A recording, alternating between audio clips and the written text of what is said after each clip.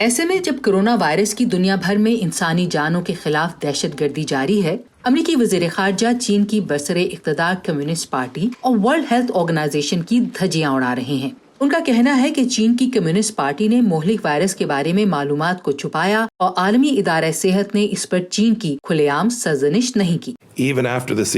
WHO کی جانب سے کمیونسٹ پارٹی کو کورونا کی وبا کے بارے میں آگاہ کر دیے جانے کے بعد بھی چین نے تمام معلومات نہیں دی۔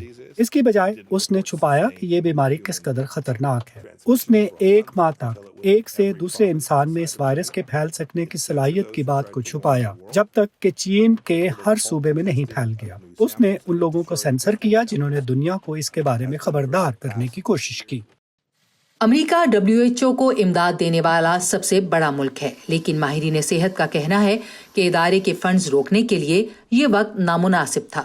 Personally, I cannot think of anything more bizarre. ذاتی طور پر اس عالمی وبا کے دوران عالمی ادارہ صحت کی فنڈنگ روک دیے جانے سے زیادہ غیر معقول اور زیادہ خطرناک بات کا میں تصور بھی نہیں کر سکتا۔ اس کی کوئی معقول وجہ نہیں۔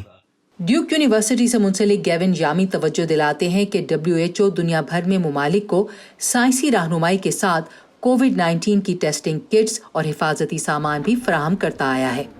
وزیر خارجہ مائک پومپیو کا کہنا ہے کہ امریکہ 100 ممالک کو $77 کروڑ کی امداد دے کر اس وائرس کے خلاف عالمی جنگ کی سربراہی کر رہا ہے۔ امریکہ اس دنیا میں سب سے فیاض ملک ہے اور گزشتہ 3 سالوں سے رہا ہے اور اس سال بھی رہے گا۔ عالمی ادارہ صحت تردید کر چکا ہے کہ اس نے چین کے ساتھ کوئی نرمی برتی ہے۔